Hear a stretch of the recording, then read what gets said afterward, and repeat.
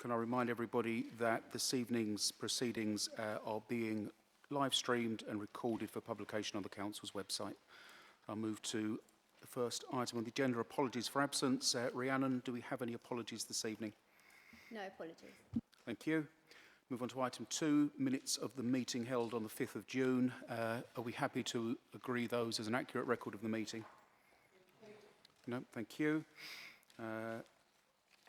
The minutes are approved. We move on to items of urgent business. I've got 2 items of extra business this evening. The first is I'd like to nominate myself to the outside body Opportunity South Essex. Is that agreed? And the second is that Councillor Holloway has indicated that she is unable to take the role of appointee to the High House Production Park Board of Trustees. So wishes to step down. Is that agreed by Cabinet? Agreed. And if it's agreed, I will take Councillor Holloway's place. Is that agreed? Thank you. Item 4, declarations of interest. Does any member have a declaration of interest? No. Does any officer have a declaration? No. Okay. Item 6, briefings on policy. Sorry, item 5, statements of the leader. I have no statements this evening. So statement 6, briefings on policy, budget and other issues. We have none this evening. So item 7, petitions. Rhiannon, do we have any petitions this evening? No, we haven't received any petitions. Okay. Item 8, I'm not aware of any questions submitted by non-executive members, but as we have the chair of a scrutiny committee present, if there are questions or contributions you want to make as we go through, please indicate. Item 9, I'm not aware of any matter referred to Cabinet for consideration by an overview and scrutiny committee. So we come to item 10, which is the report of the delegated decisions taken since the last meeting. A table of those decisions taken has been provided and is found on page 15 of the agenda. It's also been published online. Does anybody have any comments on any of those decisions? No? Okay. And we come on to the substantive items on the agenda. One of the things I should have said earlier is Councillor Holloway has asked if we can take her reports first, which I'm happy to do. So we'll start with item 17, which is Highways and Transportation Professional Services Contract. Councillor Holloway, would you like to present your report? Yes, thank you, Leader. This agenda item asks for Cabinet to agree a Highways and Transportation Professional Service Contract, which replaces an old contract which expired in February 2023. This contract will provide us with essential support to aid the delivery of the Integrated Transport Programme and other grant-funded schemes. Councillors may be aware that we have an in-house design team. However, we want to build the specialist knowledge needed to deliver even more successful schemes, including delivery on our Section 106 funded works. The contract will be managed via KPIs, which will target key areas such as programming, quality and social value to ensure efficient delivery and value for money. The proposal is for a 3-year award with an option of a 2-year extension subject to performance and KPIs being met. We want to have the contract award undertaken as quickly as possible to enable works programmes to be delivered and to enable us to implement schemes with real benefits to residents and road users. I ask Cabinet to agree this report so we can move swiftly forward. Thank you. Victoria, thank you. I'll open up to questions or comments. Does any member have a question? No? Any comments? Okay, Victoria, if you wish to move to the recommendations. Please.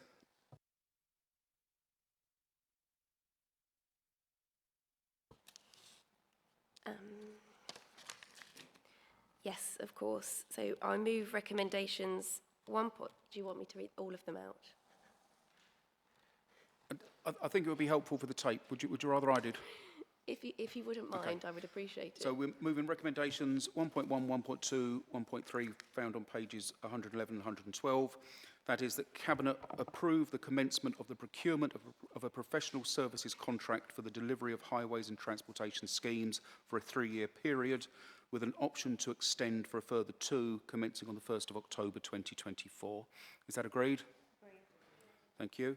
1.2, that delegated authority be given to the Interim Executive Director for Place, in consultation with the portfolio holder for Place and the Environment, to decide the appropriate procurement route for the delivery of the transport and highway design for the next 3 years, with an option to extend for a further 2, subject to performance commencing in October 2024. Is that agreed? And 1.3, that delegated authority be given to the Interim Executive Director for Place, in consultation with the portfolio holder for Place and Environment and the Chief Finance Officer, Section 151 Officer, to award the contract referred to above. Is that agreed? Thank you. So we move on to item 18, which is electric vehicle charging procurement, and I'll ask Councillor Holloway to introduce the report. Thank you again, Leader. This is another contract renewal from me. This report asks Cabinet to replace the existing electric vehicle charging contract, which expires at the end of March 2025. The contract facilitates the management and provision of EV charging facilities for on-street residential charging across Thurrock and allows for the transfer of existing EV charging assets and the creation of new ones. It provides an excellent opportunity to expand our existing EV charging stations for our residents and for our visitors' needs.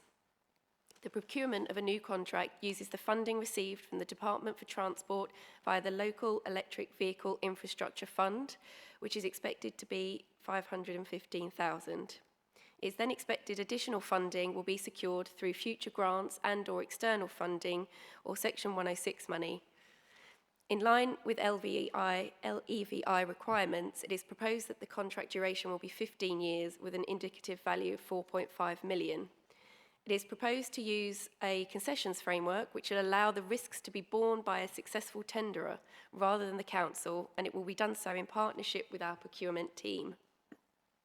This is achieved through a shared arrangement whereby the supplier maintains and manages the assets and Thurrock takes a percentage of the income.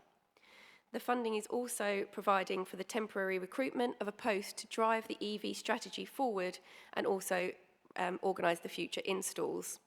The strategy, which is part of the funding criteria, will ensure we target the right areas where there is greatest demand for our residents, whilst ensuring we generate the greatest amount of potential income. A range of key performance indicators and data requirements will be developed using best practice from elsewhere to accurately measure both the performance of the contractor and the overall success of the programme. I ask Cabinet to accept the recommendations. Thank you. Councillor Holloway, thank you. I'll open up to questions or comments. Does anybody have any questions? No? Okay. In which case we'll move to recommendations. Recommendations 1.1 to 1.3 found on pages 119 and 120. 1.1, that Cabinet approve the commencement of the procurement of a contract for EV charging for a 15-year period commencing in April 2025, which will be compliant with the national legislation and the Council's contract procedure rules. Is that agreed? 1.2, that delegated authority be given to the Interim Chief Operations Lead in consultation with the portfolio holder for Place and the Environment to decide the appropriate procurement route for EV charging using LEVI funding for a 15-year period, subject to performance and commencing in April 2025. Is that agreed? And 1.3, that delegated authority be given to the Interim Executive Director for Place in consultation with the portfolio holder for Place and the Environment to award the contract referred to above. Is that agreed? Thank you. We move on to item 19, which is an amendment to the parking enforcement strategy and introduction of the CCTV AMPR enforcement code of practice. And I will invite Councillor Holloway to introduce her report. Thank you again. This is the last one for me this evening. So this report asks Cabinet to approve the amendment to the parking enforcement strategy and the adoption of a new enforcement at Junction 31 M25 roundabout. I don't know a family or friend living in this borough who hasn't been stuck in traffic on that roundabout or couldn't get home because of the traffic caused by the M25 and the congestion there.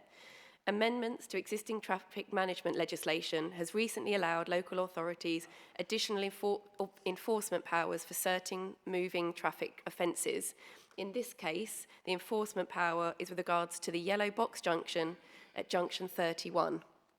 These enforcement powers allow the council to take control of a major junction within the borough and will assist in keeping this part of our road network clear from chaotic congestion. It is hoped that this enforcement will, on days when the M25 or the Dartford crossing grinds to a halt, Thurrock will not. It is also hoped that this will reduce pollution as there will be less stationary vehicles during those congested times. This shouldn't be new to motorists as it is existing traffic law, but residents and visitors should be aware that this law will now be enforced starting this month on the 31st of July. Therefore, I move the recommendations. Victoria, thank you. Questions or comments? Councillor Morris-Cook. Thank you. And as somebody that's been stuck there several times when I was travelling back from Dartford, I absolutely welcome this initiative. One question that I do have is a lot of the time it is lorries that are coming out of Thurrock services that actually add to the congestion, and because of the size of them. How can we be sure that if any of those are in fact fall foul of the yellow box, that we are able to get the fines back if they are like non-UK vehicles? In the usual way, Councillor, in the usual way, any ticketing throughout the borough from vehicles that aren't registered in the UK, there will be the same processes to try and track down those vehicles and to recoup those fines. Councillor Worrell. Thanks, Leader. So we know that this is already law, that you know that we should be not stopping in yellow box junctions. And how are we going to advise our residents and those travelling through that we are now enforcing this? And how big is the signage going to be, and how far in advance will that signage be?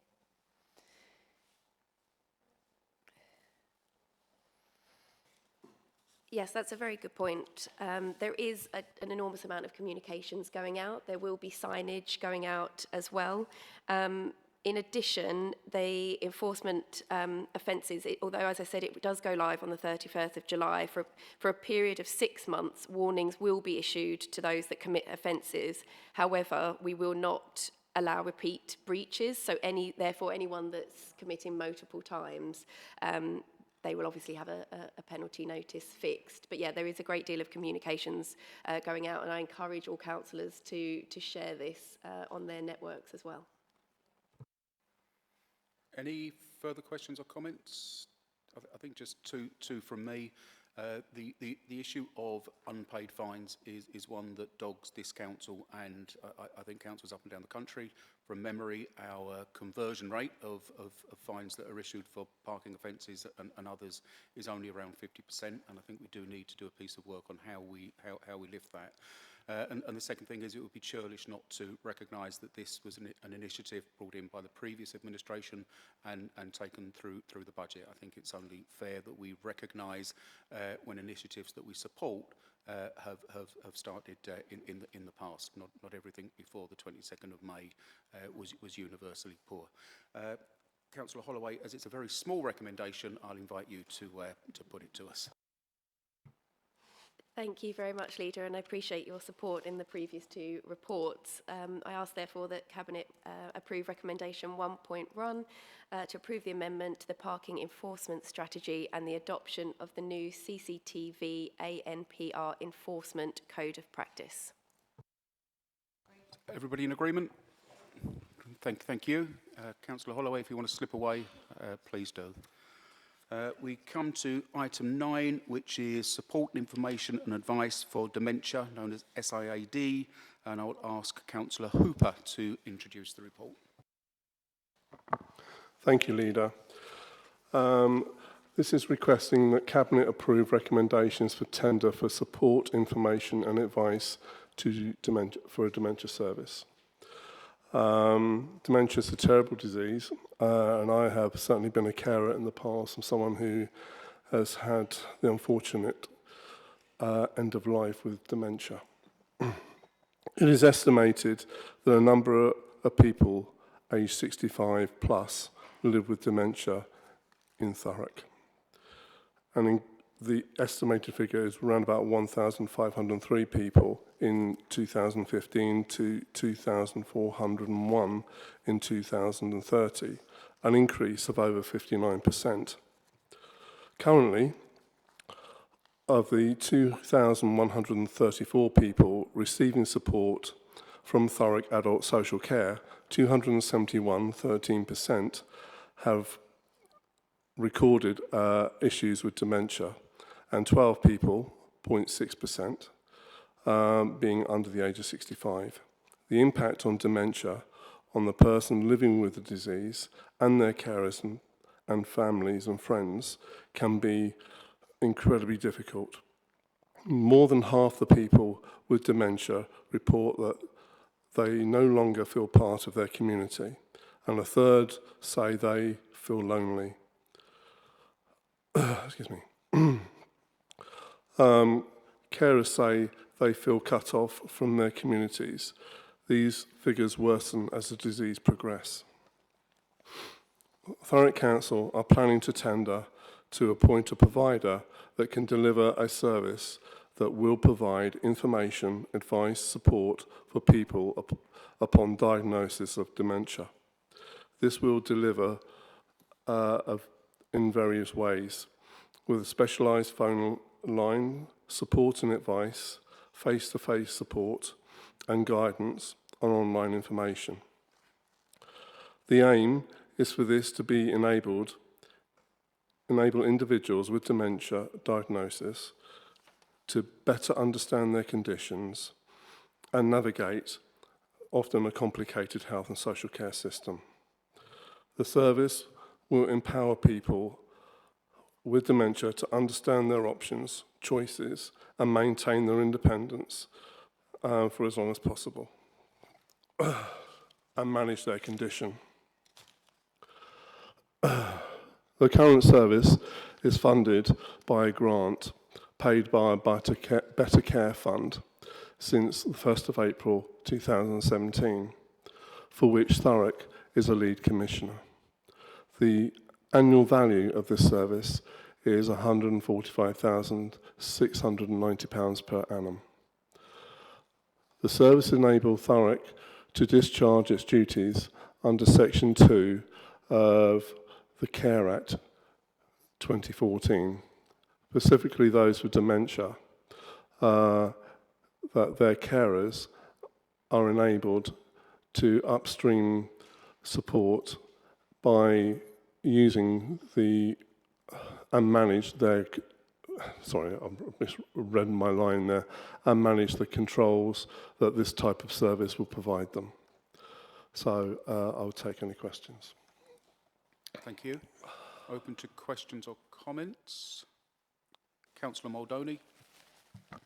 Yes, just a comment, please. Obviously, Councillor Hooper has outlined the emotional cost for dementia sufferers and for their families.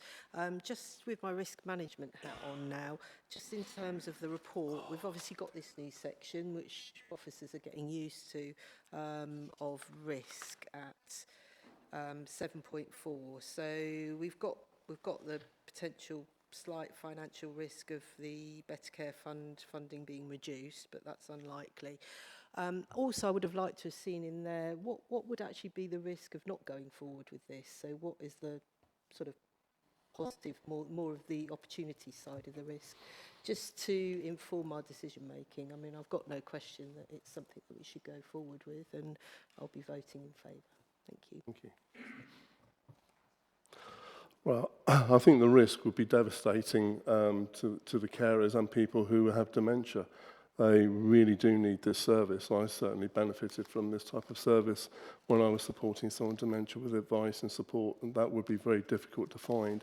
It really is quite specialist, so slightly different from any other kind of carer support. So I think the cost potentially for not offering this type of support could be horrendous in terms that more statutory services would have to step in. So I actually think this particular tender and support this service will offer actually will save Thurrock money. Thank you. Councillor Maurice Cook. Yes, thank you. And again, I welcome this. I think the concerning thing for me is to see that the increase in numbers that's happened over the past few years. You know, and I don't expect you to know this, but it would be interesting to understand what's driving it. Is it that there's just better diagnosis now? So more people are actually being diagnosed than were previously, and possibly previously were under a different heading. And, you know, and with obviously what Councillor Maldoni said, you know, I would have thought that the risk would have said that if this carries on increasing in that way, that there is going to be a risk that we can't support in the current way that we are, and we'd have to do something different. Councillor Hooper.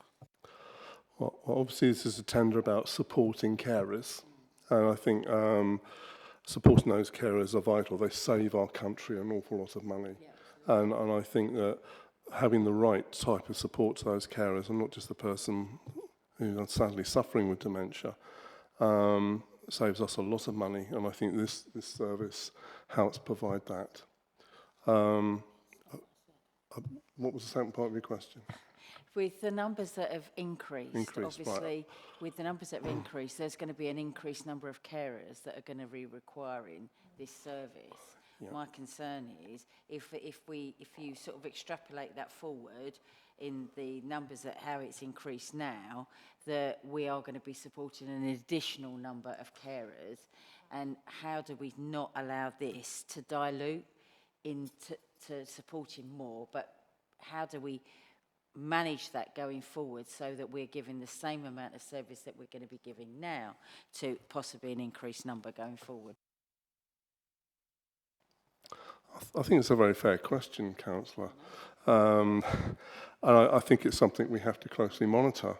We do have a large ageing population. The peak of this tends to be between kind of 65 and 85. That science and medication is helping people live longer. And I think this is something we need to constantly keep under review. Thank you. Councillor Spate, as chair of the People's Scrutiny Committee, any questions or comments? Yeah, it's a question, but also a comment. Colleagues have got sort of 4 options in front of them this evening, as laid out in the paper. And as a councillor dealing with casework, you will all be familiar with the difficulties that we encounter sometimes having to get through the mire. So the more local we can keep this system, I think would be the better. And clearly that at the moment the system is with the Alzheimer's Society, and it appears not to be broken, so one wonders whether it needs fixing. So that would be one thing that I would consider, that local element of control and accessibility, because sometimes we have time-sensitive issues to deal with, and if we are engaged with Southend Council, if we are engaged with Essex Council, the depth of administration may, by the very nature of that engagement, become deeper. The other thing is, if we do go with option 4 that's in front of you, the benefit is a saving to the council, because there is a saving in the process. And I would ask, because one of our joint aims, I'm sure, is we want to bring back humanity to this council. And while every saving is vital in terms of the bottom line of the general fund and other funds that we've got, if we do make a saving by opting with election 4, might I make the suggestion that we put that money aside almost as a rainy day fund in case anything crops up, so some of the other organisations that help our older people, for example, Re-Engage, if they were ever in need, we would have a little pot. And I accept it would only be a little pot, but we could help people. And I just think things like that will bring back A, local control, and B, local humanity. But that's a comment really rather than a question mark. Okay. Neil, Councillor Spate, thank you for that. We'll take on board the second comment, should the outcome be that outcome. We can't, of course, predetermine a tender process. I think we all also take your comment about ensuring quality and trying to have some slant towards a local provider. Again, that should be built into the procurement process, but it would be wrong for us to try to predetermine or to influence that process. It has to be kind of entirely independent, but we hear what you say, so thank you. I think my comment would be around two things, really. One is we have, I think, 271 known sufferers known to the council, but we estimate that there are at least 1,500 people across the borough. I wonder what we're doing to identify others that need help. And the second, in terms of an ageing population, is just that really stark figure that came out yesterday that said that last year there were 400 more births than deaths in this country. This is a problem which is only going to get much worse. Councillor Maldoni. Can I just confirm that there are three options, and the recommended one is to commission a Thurrock dementia support and information and advice service, and not across the set footprint?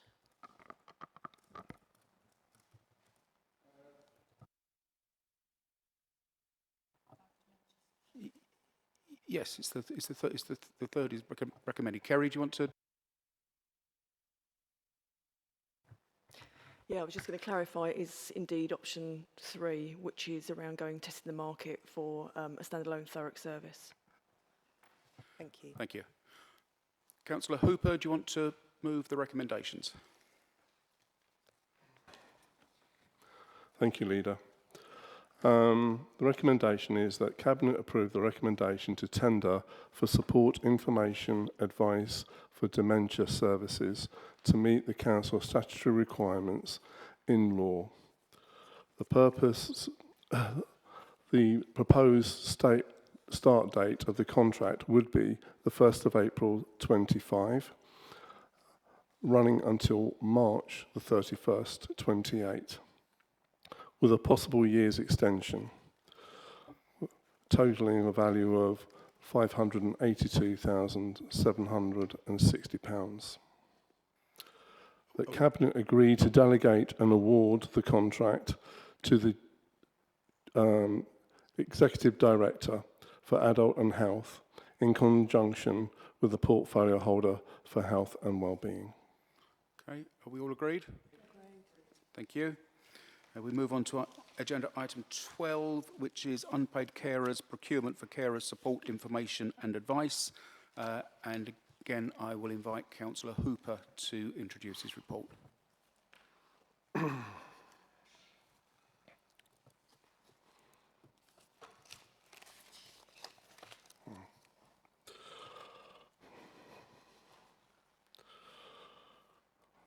Right.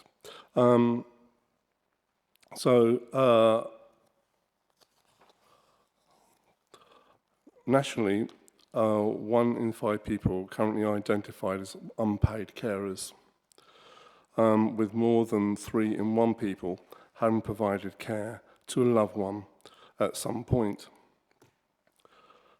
We have seen 100% increase in demand locally on our current information, advice and support services.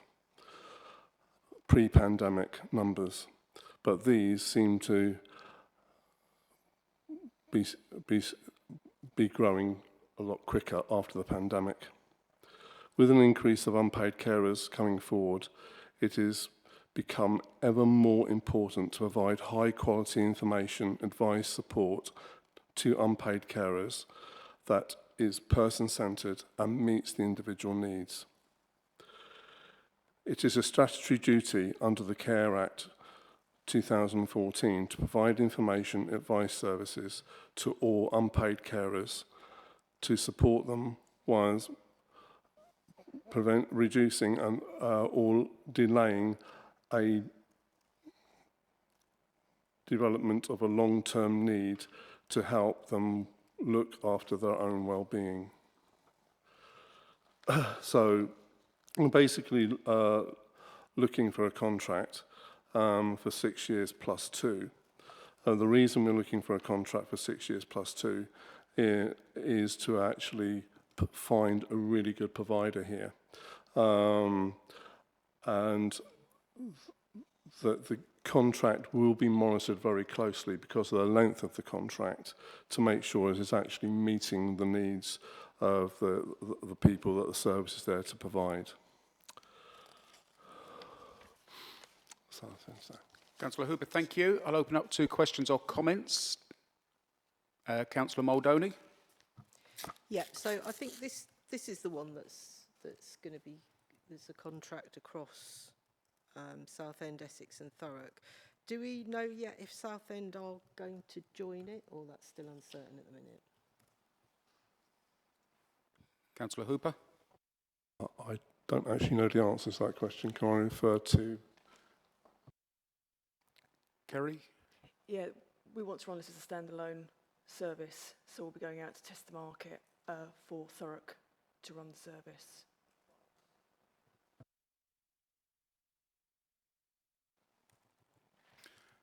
Any Okay, further? Sorry, can I? So it's a joint service, but we're going to go for our own individual provider. Is that correct?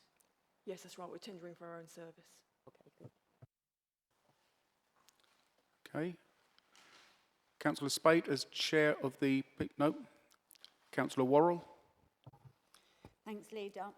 So I see over social media that we've already started the consultation and getting people to take part in the consultation. And as an unpaid carer myself, I've promoted this and put it across social media and completed it myself. Do we know how many people have already taken part in this? And there is a second question in that, as an unpaid carer, how are you going to make sure that unpaid carers know about what's available to them? Because I found it very difficult to source that information myself.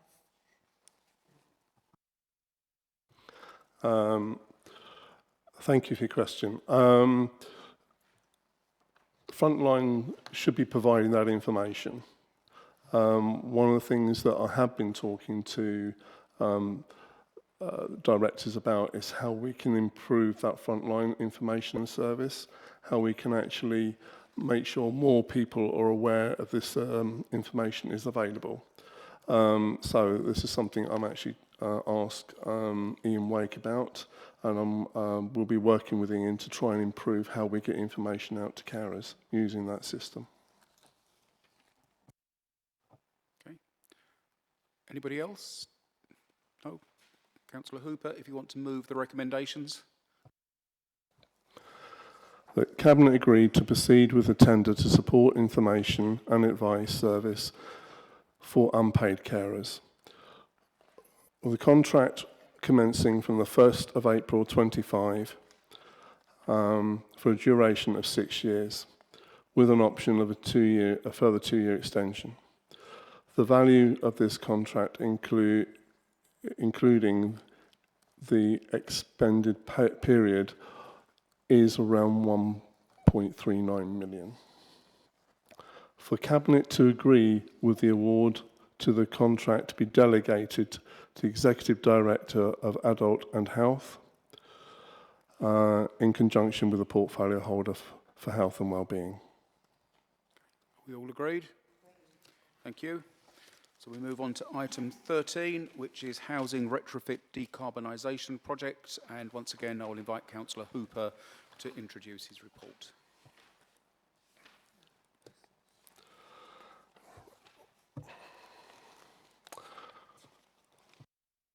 Thank you, Leader.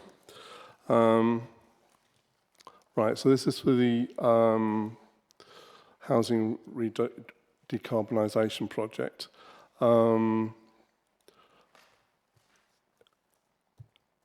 In October 2023, Thurrock Council were notified of additional opportunity for funding for social housing decarbonisation fund scheme.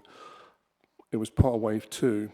This wave of funding was only open for bidders from a selected number of social housing providers, and Thurrock were selected to be part of this cohort.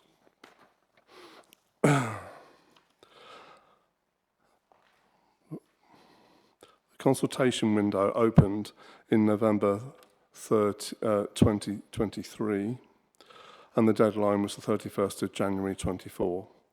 Thurrock Council submitted a bid and to deliver the project for 206 of the worst performing homes within the council's housing stock.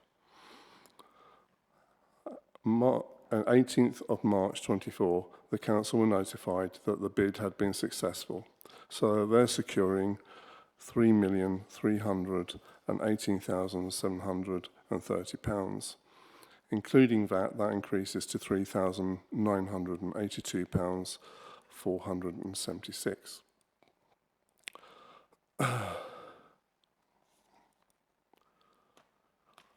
Right.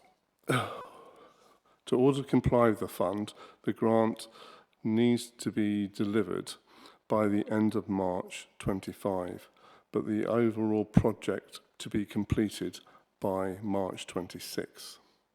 The project seeks to approval from Cabinet to proceed with the tender in order to secure a tendering partner to deliver the project for and on behalf of the Council and its residents. Furthermore, the report seeks to approve that Council give the delegated authority to the Executive Director of Place in conjunction with the portfolio holder and the Section 151 officer to award the contract following a successful procurement process. Okay, Councillor Hooper, thank you. I'll open up to questions. Councillor Morris-Cook. Thank you. Yes, I'd like to ask you, I mean, obviously the grant that we've got and the extra money that's put forward doesn't actually cover all the properties that actually are applicable. What's the strategy for the remaining properties? And then I've got one other question after. Thank you, Councillor. I think there's going to be a review of the existing, I think, 190 properties at the end of September, and there should be a at the end of the year. There should be a report at the end of the year. Also, that some of these properties will have their repairs or up to standard. We're looking at that in the 26-27 budget. And the second one is obviously the properties in Orsett that's been outlined do require extensive work and decanting, as it says in the report. My question is, what's the impact on decanting for black shots, which is obviously an ongoing, and the effect this is having for families to have to wait even longer to be able to be successful in bidding for suitable properties? As we know, there is a massive housing crisis everywhere, but by decanting, we're actually really holding up housing succession. I really think it has a very limited, if next to no, impact on the decant of the flats at all. We are looking at only possibly 7 properties. We're looking, I think, at 21 properties possibly moving out of Orsett. We're looking at doing them in groups of 7. We're not looking at doing all 21 at the same time. And the total project should take about a year. Okay. Councillor Worrell. Thanks, Leader. Could you tell me how you selected these homes? So there's many homes across the borough that we could have been looking at, and how are we assured that these really are the worst of the homes, rather than just doing them in an area where there's a bulk need, rather than what actually needed to be done first? In terms of the Orsett homes, the homes do not meet our legal requirements and responsibilities as a council. So I don't think we have any choice. We must do those. In terms of the other sites, I think it's about volume on the Flowers estate. I think it's getting better value for money, because we're not moving lots of goods or equipment from one place to another. The volume is really, really high there. We are time limited. We have to get this work done by a particular time frame. And so I think there's a value with the money we actually have to be best spent on the Flowers estate because it's easier to manage. Thank you. So when we met and talked about decarbonisation, it was at the time that we was doing the Chadwell flats, and that was a very, very successful project. And it was that we would roll this out across other tower blocks across Thurrock. Can you tell me why it's not tower blocks that are there living with economy 7 heating, that's the same heating that was in those flats when I was living in them 30 years ago? Why did we chose houses and not tower blocks to progress our next group of decarbonisation? I need to check, but I don't think that the housing we're looking at for this decarbonisation meet the flats you're talking about criteria. So can I just check on that technical point? Evelina, do you wish to come in? Thank you, Leader. That's right. So the Tilbury Towers was the next lot of tower blocks that we were looking to decarbonise and change the heating systems. Unfortunately, those would not necessarily meet the EPCC rating that is required in order to bid for this particular grant. We are still reviewing the proposal by one of the providers and going through due diligence and hoping that wave 3 will actually take account of the rules for bids where EPCC requirement will be lowered slightly. So at this moment in time, a lot of properties in Tilbury high-rises are actually meeting at EPCC level, so they're just not entitled to that grant. Thank you. I've got one more question for you, and that is, come tomorrow morning, this will be out there that we are carrying out this work. Yeah, I'm aware that we haven't consulted with the residents, that we are going to be carrying out this, and that those people that will need to be decanted will not know that this is happening. How do we intend to manage that? And what happens if, you know, somebody really, really is struggling to move out of their home?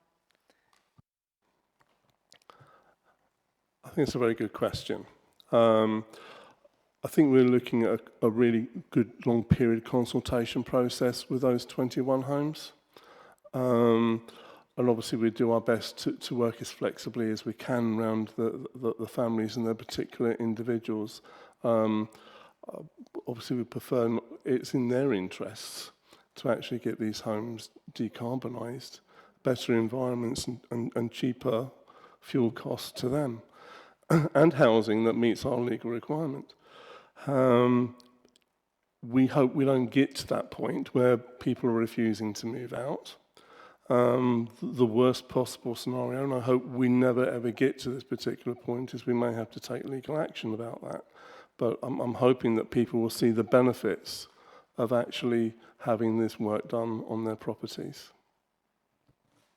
Okay. Who is next? Councillor Watson. Thank you, Leader. Can I just ask a quick question around the non-traditional, the 21? They're obviously the ones that are non-compliant, therefore they're the ones that's going to have full decant that's coming out them. Are these the only non-compliant houses that we have within the borough? And if not, what are we doing with the others that are non-compliant, and where will they sit in the programme at some point? My understanding is there isn't any other housing. Can I just check? So just to clarify, all of the ones included within the current bid are those of non-traditional construction. 21 area ones are the ones that have been classed and deemed defective under the Housing Act, but all 206 are non-traditional. There is 190 remaining, as Councillor Hooper mentioned, and that report that is going to come to you towards the end of the year, and we have got it in our forward plan in terms of finances for 26-27 to carry on tackling those.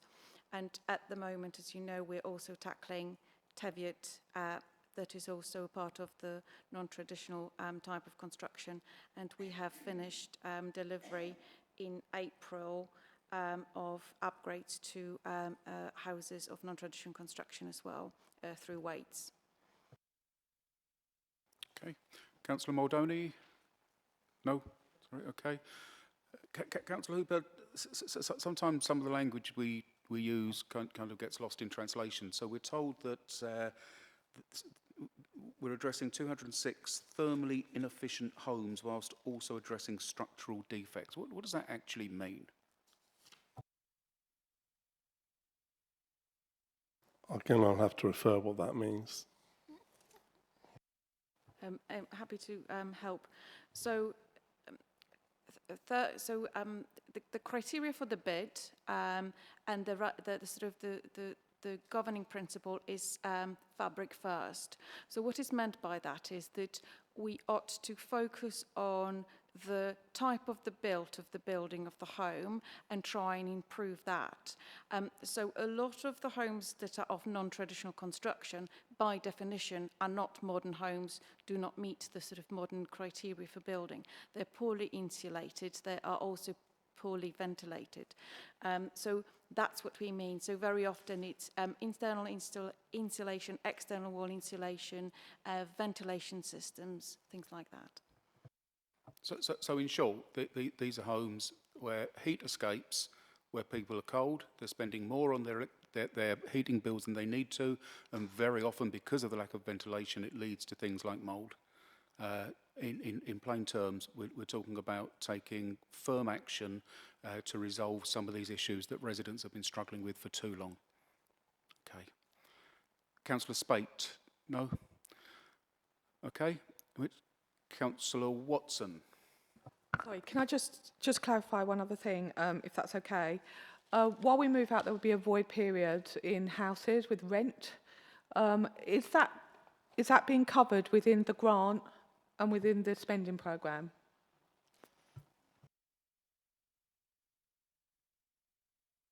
I know that there will be some rental loss in this programme, but I think it's minimal to the size of the project and the benefits that the project will bring. And would have been included in the housing revenue financial plan for the year, yeah? Yes. Thank you. Thank you. I just wanted to clarify that it was in the programme budget envelope. Thank you. Okay.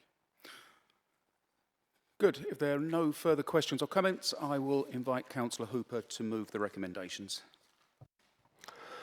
Recommendations asked acknowledged that £3,982,476.19p, including VAT, grant fund the council have successfully accepted the upgrade of 206 council-owned residential homes. So I think that's a big congratulations to the officers for getting this money, by the way, which I forgot to mention earlier. Approve the procurement approach to allow the council to undertake a comprehensive tender via a framework following a successful procurement procedure, and report will be issued to the Director of Place, the Section 151 officer, in conjunction with the portfolio holder for health and wellbeing, that will be recommending awaiting of contract to the principal contractor to deliver the works. Members are asked to give delegated authority to the Executive Director of Place and the Section 151 officer in consultation with the portfolio holder for health and wellbeing, awarding the contract to deliver the project as set out within the report. Are we all agreed? Thank you. We move on to item 14, which is the end of year, quarter 4, that's April 23 to March 24, interim corporate performance report, and I will invite Councillor Worrell to introduce her report. Thanks, Leader. Following a pause after the announcement of intervention in September 2022, and as part of our improvement activity, the Council produced an interim scorecard for 23-24. The scorecard was to rebuild capacity and was focused on monitoring performance across key service areas. The report on 69 to 82 of tonight's agenda presents the final outturn on corporate performance for 23-24 and will be the last in the current format. Before we move into the outcomes, I would like to acknowledge and thank the staff who work at every level across the Council and whose performance and services we are judging in this report. It has been and will continue to be an uneven road, but I am absolutely confident that as we move forward and begin to embed the new operating model, we will see an upward trend in the performance markers in future reporting periods. You will see in the report that 66.7% of the indicators achieved their targets. This marks a solid foundation, but there is still much to do and leaves a third of the indicators not in the place that we would like them to be. As you look through the report, there are services that have either not improved or have slipped over the reporting period. This is where we will need to drill down and see what action needs to be taken to improve them. The new corporate plan, which we will discuss next on the agenda, will lay the groundwork for delivering improvements on this Cabinet's key measurables. Over the coming weeks, we will be developing a new performance management and assurance framework to align our metrics and milestones to the objectives of this plan. These will track our progress through and then out of intervention. This initiative aims to produce meaningful indicators that will enable Cabinet and all members to scrutinise our performance and track progress effectively as we strive to build a different and a better council. Thank you, Leader. Councillor Worrell, thank you. I'll open up to questions and comments. Councillor Muldowney. Thank you, Councillor Worrell. And I do understand that this is the outgoing system, so I'm not going to make too much comment, but I did just want to make a comment on, it's questionable how robust these KPIs are when we've got a, 99.99% collection rate on missed bins. Well, anybody who has a look at their inbox knows that there's no way that that's accurate.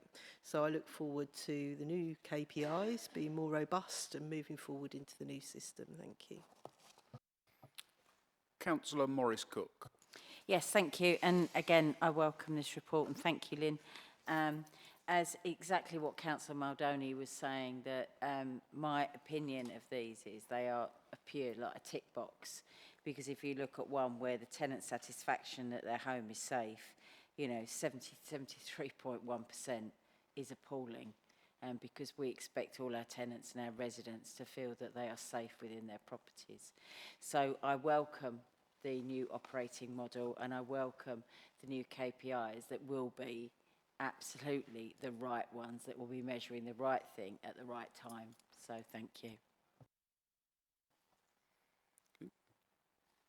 So could you just tell me what the process will be for establishing new KPIs and what kind of flexibility we'll have to build in some perhaps softer measures of what we do, so we can measure a change in tone and hopefully a change in confidence that the community has in the council?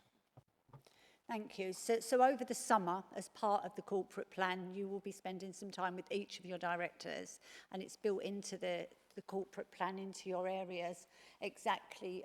It won't measure everything, and you will have the ability to bring in other key metrics that you want to measure. But it should fall naturally out of the work that you're doing, your pipeline of work over the next year, and the stuff that you're responsible for in this council. So your indicators should absolutely fall straight out of that. But we have to not just measure the service delivery. I think that as a council in the intervention, we should be measuring ourselves as how we bring down debt, how we work with the commissioners, the works, and as well as measuring us, we should be measuring everything that happens in this council to move us through intervention. So there will certainly be some indicators that we'll be working with the senior directors and the commissioners about building those into the corporate scorecard as well, the new performance management scorecard. So it can't just be the same old and then we're going to improve on it. I think that it needs to be a new broom sweeps clean, and that we spend this summer designing a framework that works for us. Thank you. Any further questions or comments? Oh, okay. Lynn, do you want to move the recommendation? Absolutely. So the recommendation can be found on the bottom of page 69 to note and comment upon the performance of the key corporate performance, demand management and organisation health indicators in 23-24. Everybody agreed? Thank you. We move on to item 15, which is the corporate plan for 2024 to 2029. At last month's cabinet meeting, we set out the precursor to the corporate plan, and tonight I'm really pleased to be able to bring the full plan to cabinet, marking what is an important step for our council. As I've said before, this plan articulates the change that we need. It builds on our recovery plan, and it will become the basis of all the work to come. We will bring together residents, businesses, the wider community of Thurrock, our partners, to all work together to address the huge challenges that the authority and the place still faces. Officers and members will be focusing their work on 3 priorities, and those priorities are to become an enabling council, one that focuses on people, and one that focuses on place. And this plan is the start of that work, and while I know that it doesn't cover all that we do, I am pleased that it demonstrates our commitment to be different and to be better for our residents, for our partners, for commissioners, and indeed in the eyes of the new government. This is a bit of a double header, so I'm going to pass on to Councillor Worrell. Thank you, John. So the new corporate plan is the most crucial step for our council in the current time. So as a cabinet, we've committed to deliver for the people of Thurrock. And I am absolutely honoured to be taking the lead on this and ensuring on its successful implementation. The plan is a living document. It will become the golden thread that runs through this council, sets our agenda for working collaboratively with our partners, and re-engages us with our communities, and as we navigate our path out of intervention. There will be no agreeing it and putting it in a bottom drawer to gather dust. The plan we are agreeing is a 5-year plan that we will be reviewed and refreshed on a yearly basis and taken to council to seek the approval of all 49 elected members. We are already beginning to implement some key changes. Our change programme will bring about the digital and workforce advancements necessary for making evidence-based decisions and providing excellent services. As I mentioned earlier, we are crafting a new performance management and assurance framework to align our performance measures within the plan's objectives. Our goal here is to build a different and better council that enables and delivers the right outcomes for our residents. And I would like to thank you, John, for trusting me to be the lead on this significant and important piece of work. There's no one I'd rather trust with it. Thank you, John. I'll open for questions and comments. Councillor Morris-Cook. Yeah, I really do welcome this, and I think it's definitely one of the first steps that we make in order to bring back trust with our residents, this council. It talks continually about our residents. Our residents are at the heart of everything we do, and it really does say that within the plan. And I think it's really welcomed. So thank you both for this, and I look forward to delivering my part of it for you. Anybody else? Councillor Spate. Only to really say, like all of us, we welcome, I'm sure, this document. I I am particularly keen on the pages between 17 and 22, which relates to my overview and scrutiny responsibility. There needs to be, we're making some very strong promises there about how we're going to change the way things are happening. And I think that does mean that from time to time, we're going to have to be stronger, possibly even abrasive, if I may use that term, with some of our suppliers and our associates. Thurrock has had the short end of a few big sticks over the last few years, and I'm pleased to see that you've got a very definitive policy. You're making some very strong promises. Some of the services we don't deliver within this authority. We actually have to rely on other people to do their jobs, and it'll be part of my job, certainly up until May and hopefully beyond that, to hold them to account, and I'll work with you. But I applaud the document. I wonder a little bit about some of the jargonese, but I know you're straight talking. I know Lynn is certainly straight talking, and I look forward with members of my group to working with you to deliver this. It is a good starting point. Thank you. If there are no further questions or comments, I'm going to move to the recommendation found on page 84. The Cabinet agrees the corporate plan and recommends its adoption to full council, which will be next Wednesday. Are we all agreed? Thank you. So we move on to item 16, which is the preferred supplier of network hardware procurement. And I'll invite Councillor Muldowney to introduce her report. Thank you, Leader. So this is the preferred supplier of network hardware procurement. Hardware obviously being the physical components of the computer and the network, the CPU, hard disk, monitor, keyboard, mouse, etc., as opposed to the software, which is the programs running on the computer. So the council needs to regularly update its network hardware as it becomes outdated. This is something that any organisation needs to do. It's crucial to support the digital services that staff rely on for their daily work. It's important to keep the network equipment within the manufacturer's product support life cycle to ensure that there's ongoing technical support and maintenance. So it's very important to be having the right components being fitted. The proposal is, at the moment we buy network hardware from multiple suppliers. This isn't cost effective for the council. To improve this, we plan to start a tender process in August 2024 to award a 3-year contract. We have 359,000 in capital funds and 150,000 in revenue budget for the contract.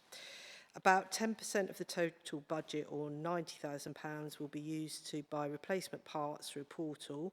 We are projecting that will save us about 13% on typical prices. So although there's not a huge cost saving here, because it is, just purchases we have to make, there will be a slight benefit in going through a portal on that particular part of the budget, and should provide better value for the £90,000 spend. For more specialised needs beyond the standard off-the-shelf parts, we'll use a preferred supplier.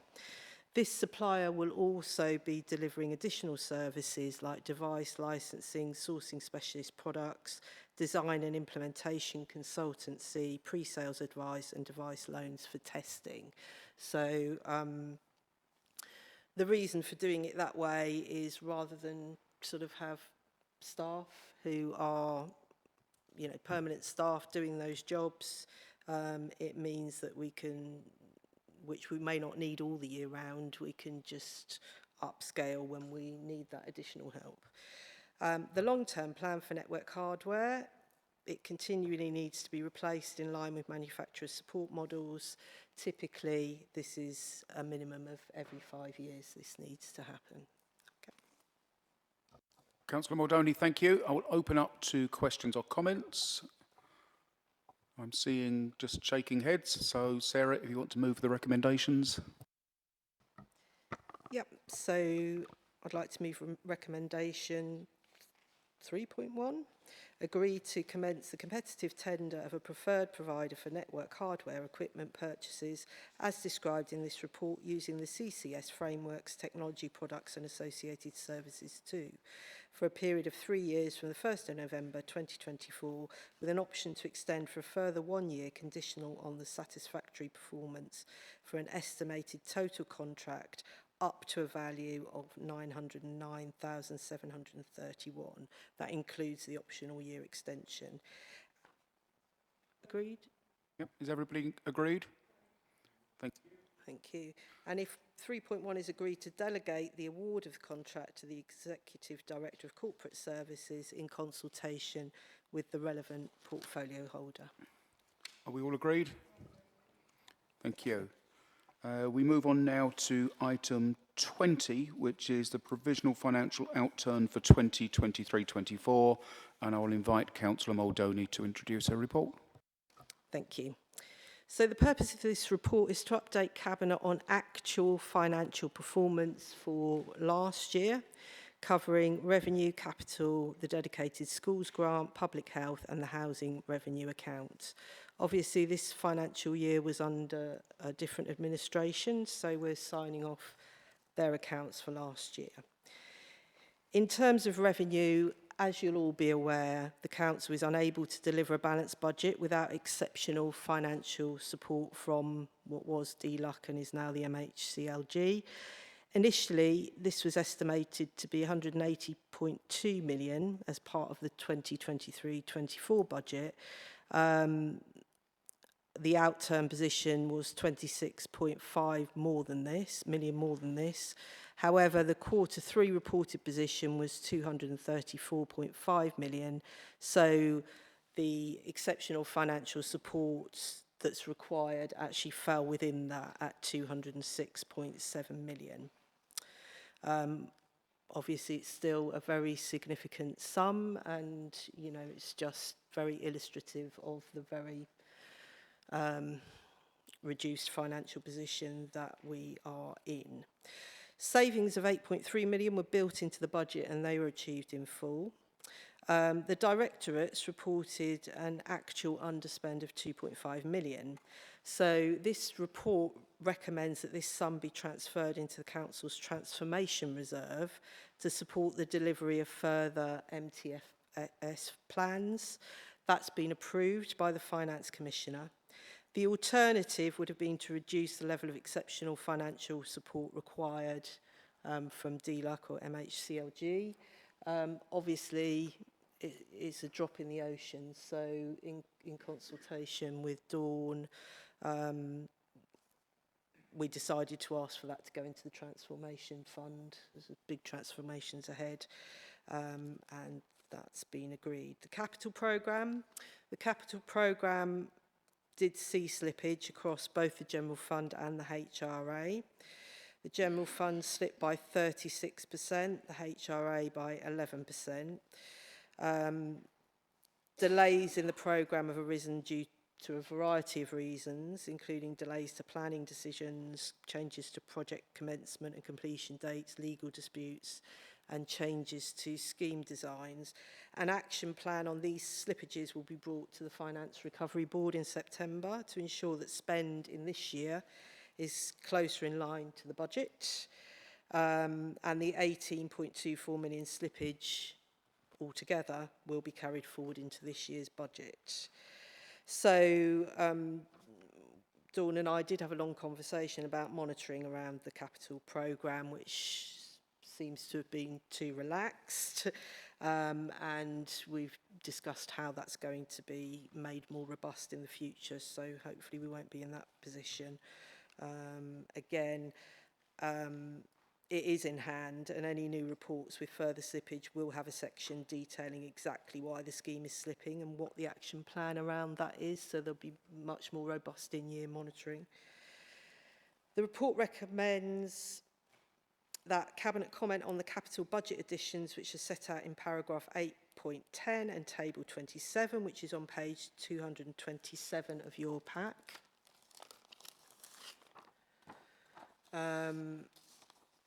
Three schemes have been added to the capital budget. All these schemes are externally funded by DEFRA and the DFT, so there's no cost to the council there.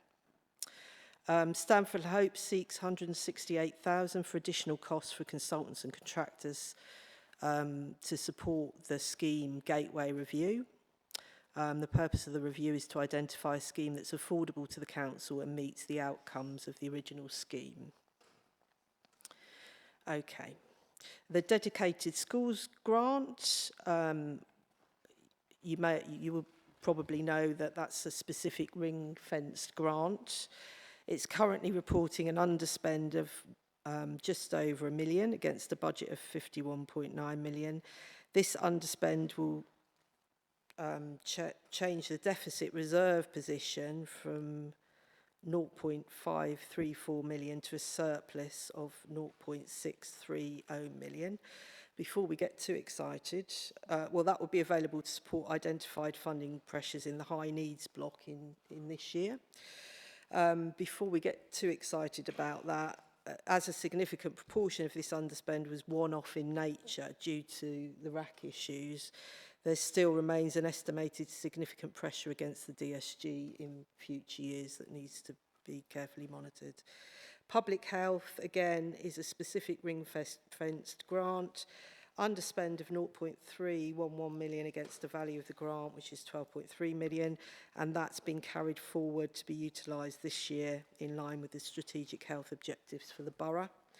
The housing revenue account, again, a specific ring-fenced account. The 55 million housing revenue account is a break-even position for the year after the transfer of the operational surplus of nearly 6 million to the ring-fenced HRA General Reserve. The HRA Reserve will form part of the overall retained balances for the HRA and form part of the HRA business plan. The first monitoring of financial performance for the current year will be, it says in the report, will be reported to September Cabinet, but we're actually going to move that to October, are we? No, that's definitely September. Oh, no, it's definitely coming to September. Open to any questions. Thank you. Open for questions or comments. There's an awful lot there. Councillor Morris-Cook.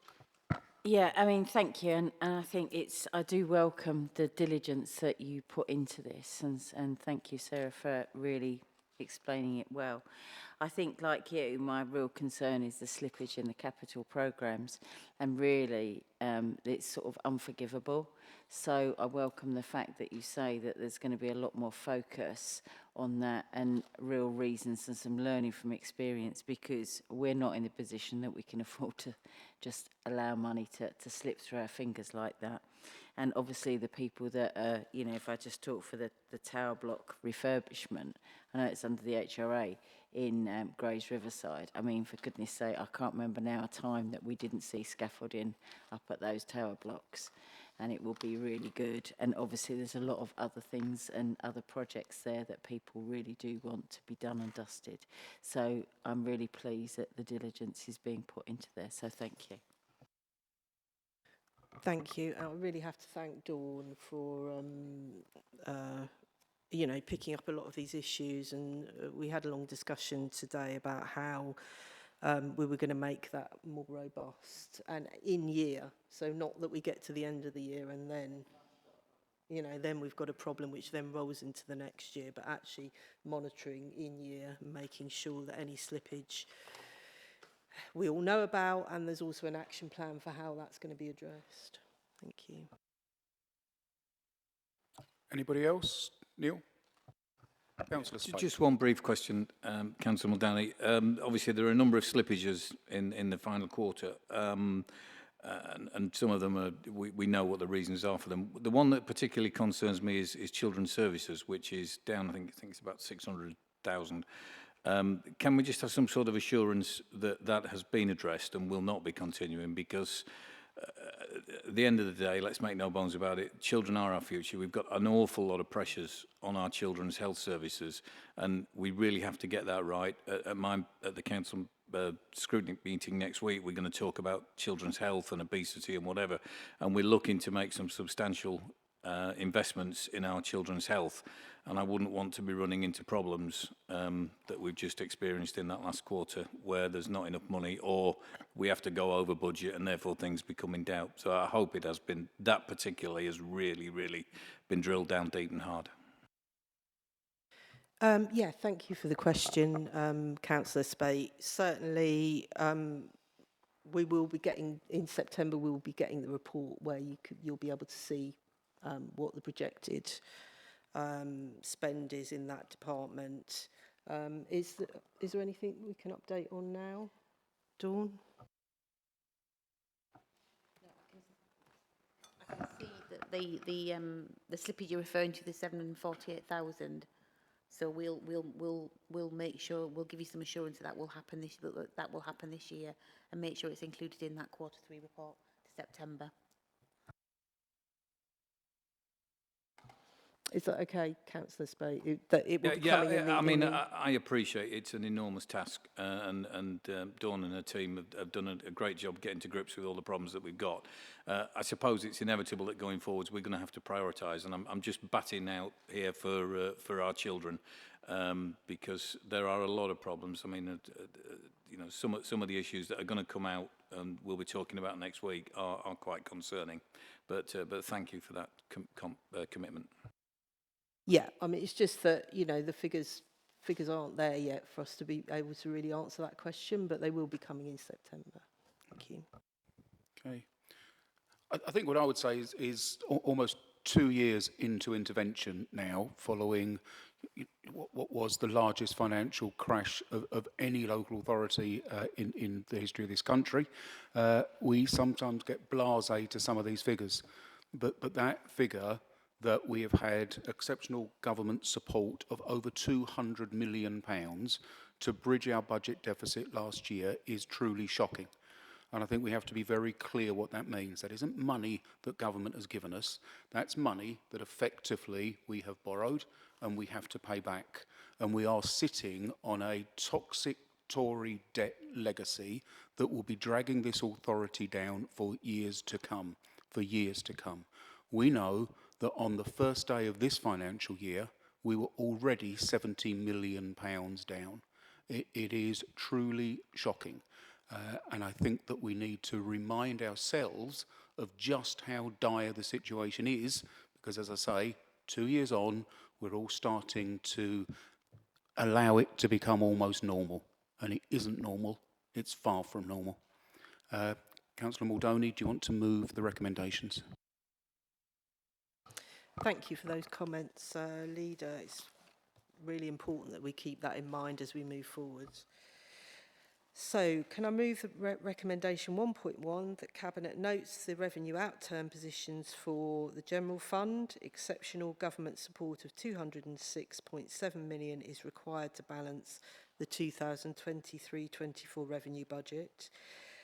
Dedicated schools budget underspend of 1.2 million, which has been transferred to ring-fenced reserve.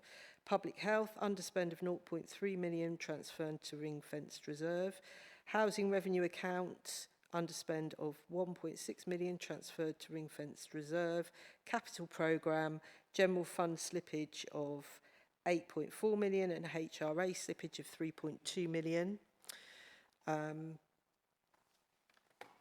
Agreed? Is everybody in agreement? Thank you. So we move on to item 21. Oh, hang on, sorry, there's more recommendations. Recommendation 1.2 that Cabinet notes the reserves position as set out in section 6 and appendix 2 and approve net movement to reserves of 19.1 million, which includes the additional contribution to the transformation reserve of 2.5 million as per paragraph 3.6. Is everybody in agreement? Thank you. And recommendation 1.3 that Cabinet comment on the capital budget additions set out in section 8. I think we've done that, yep. Okay. And 1.4 that Cabinet note an action plan will be drawn up by officers to address the capital programme slippage set out in section 8 and that this will be reported into the Finance Recovery Board. Is everybody agreed? Thank you. We will now move on to agenda item 21, which is the National Investigation Service known as NATIS. Councillor Muldowney. Thank you, Leader. So NATIS is a traded service that provides an end-to-end investigations service into financial crime affecting the public sector. So it includes intelligence, investigations, digital forensics, criminal justice and prosecution departments. It's quite unique actually in terms of its offering. NATIS has about 100 staff across the UK, all committed to protecting public funds. Current contract until the end of March 2025 with the Department for Business and Trade is for investigations into COVID incentivisation scheme fraud. So these are the bounce back loans and business support grants. What's great about NATIS is that it also generates income for the council and offers expertise internally at no extra cost to the council. This helps us to stay financially healthy while doing crucial work. Earlier, there were some governance concerns about NATIS. It wasn't quite clear that it was actually part of the council or where it sat within the council governance structure. So this led to a review by Mazars. I'm happy to report that the team have addressed most of the recommendations from this review, and NATIS now clearly sits within the governance structure of the council. So this report is a report to note, to ensure that cabinet members are aware of the service, because it's sort of sat there and a lot of members weren't really aware of its existence, so it's beginning to let people know that it's there. Looking forward, obviously because the current contract will end March next year, a business plan will be coming to a future cabinet meeting which will lay out future opportunities and proposals for NATIS, making sure that we stay ahead in tackling financial crime and exploring the financial viability of the service long term. Please note that the report in front of you says that the report on the business case will be coming in September. However, I did agree today for this to come to October Cabinet, and I'll just explain why. Basically, obviously we had the general election, we were in purdah, so the discussions that would have gone forward with the Department for Business and Trade we were unable to do that. So Parliament's is likely to be in recess until the 2nd of September, and then the Department for Business and Trade will require ministerial access to establish their position following the recall, and so a slight delay to our report means we're much more likely to have more concrete details of progress of discussions with DBT for the contracts past the 31st of March 2025. Additionally, NATIS is speaking to a meeting with other potential customers for the service, so extending the period of engagement will also enable officers to provide more developed opportunities when they come to deliver that business case.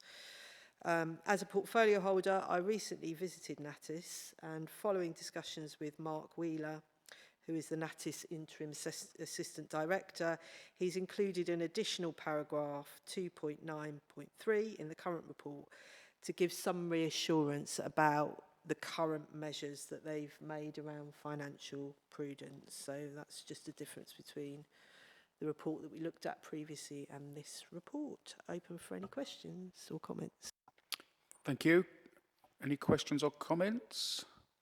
I think my comment would be that following the Mazars review, we have recommendations and responses at Appendix 2, and it's really comforting to see that just about every single one of them has been successfully actioned. There's one that is in process, and I don't ask for any comment, but it is quite a large sum of money outstanding from another local authority, and I trust that we're doing all we can to recover that. If there are no further questions or comments, I will ask Councillor Maldoni to move the recommendations. Okay. So I move recommendation 1.1. The progress made against the recommendations of Mazars in March 2024 is noted. And recommendation 1.2, that a business case regarding the future of NATIS will be presented it will be the October 2024 Cabinet meeting and not the September.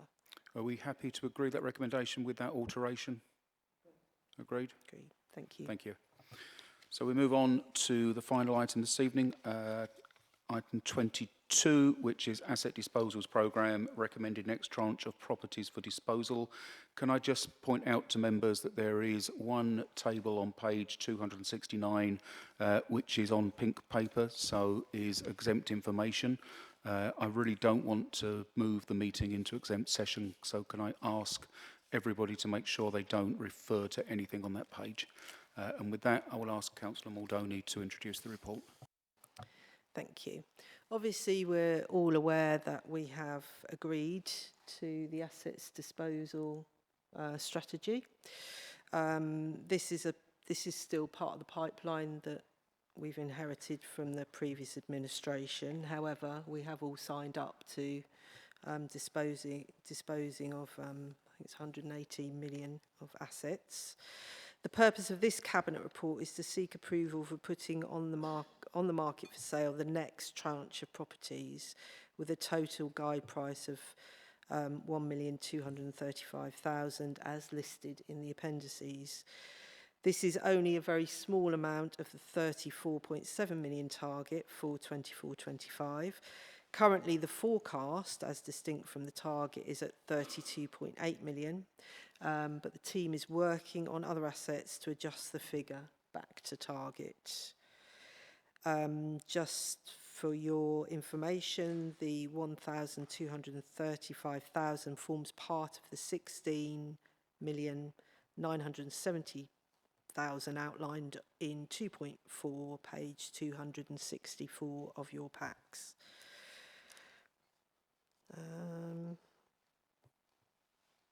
And for the purposes of transparency, the full list of assets for disposal in this tranche have been published publicly, in contrast with the line taken by the previous administration to exempt this information. Thank you.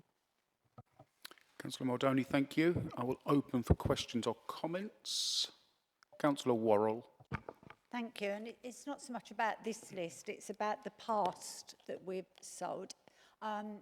Have we sold everything that was already up for sale? You know, are we keeping up with what we're putting on the market is actually selling, or have we got a backlog of stuff that's up for sale? Do we know? Councillor Muldowney. No, I don't believe so. I mean, the target for last year was met. So, as far as I'm aware, we're up to date, but perhaps Adam can... I mean... Sorry, Carol. Yeah, so the target was met last year, and there are various properties currently under offer and being marketed. Any further questions or comments? Councillor Spate, anything? Yes, Chair. With your indulgence, I would just like to make a brief comment, wearing my role as this council's delegate, which was an elected position to the East Thurrock Community Association. So there is a very strong link between this authority and that club, which is one of the properties are up for disposal. And it would be remiss of me not to talk about the good work that is done by the members of that club. It was visited by the previous interim director of place a few months ago, who described it as the best run community facility that he'd come across in the borough. He actually described it as exceptional. The work that they do with community engagement is phenomenal. It's a home for many, many organisations, from children, from adult men to ladies and their gym, and they are looking at bringing in more people all the time. It is an exceptional facility. And I should say, I am a member of it as well, so I should say that. 18 months ago, the committee of that club were moving forwards, making plans for its future on the expectation that they would be gifted the building under the previous administration's plans for the area. They're not silly, they're not unrealistic, they recognise that is not now going to happen. But they have asked me to say that they would like this council really to look at what that facility brings to the community. It's not just a question of bricks and mortar when you assess your final valuation, and it's a red book valuation. There are two on the table, and I shouldn't say any more than that. I just ask that when a final decision is made by the officers that are dealing with it, that East Thurrock Community Association is not just bricks and mortar, it is a living entity that serves the people of Stamford and Corringham exceptionally well. And we should, I hope, bear in mind that they have to go out and find the funding to buy this building now that they were planning on getting for nothing. So however kind we can be, and they're not asking for a gift, that we do bear that in mind. And that just is my duty to the club to bring that to your attention. Okay, Councillor Spate, thank you for that. I think that's been heard by officers. We can't, of course, enter into negotiation across the floor of the committee, but I think everybody is really clear that there is a balance to be struck between the financial needs of the authority, given the kind of disastrous finances that we were speaking about earlier, and the needs to do the best we can for our community and for community organisations. And I know that officers carry that balance with them when they enter into negotiations. If there are no further comments, I will invite Councillor Maldoni to move the recommendations. Thank you, Leader. Can I move recommendation 1.1? The Cabinet recommends that the attached schedule of property assets is now put on the market and sold. Are we all agreed? Thank you. 1.2, this recommendation for disposal is following recommendation by Strategic Property Board and Finance Recovery Board. Cabinet will delegate authority to agree the method and terms of disposals to the Chief Financial Officer, Section 151, in consultation with the Leader. Are we all agreed? Thank you. That brings us to the close of this evening's meeting. Can I thank everybody not only for their attendance but for their contributions? It's really gratefully received. Close the meeting at 20:31 and wish everybody a safe journey home.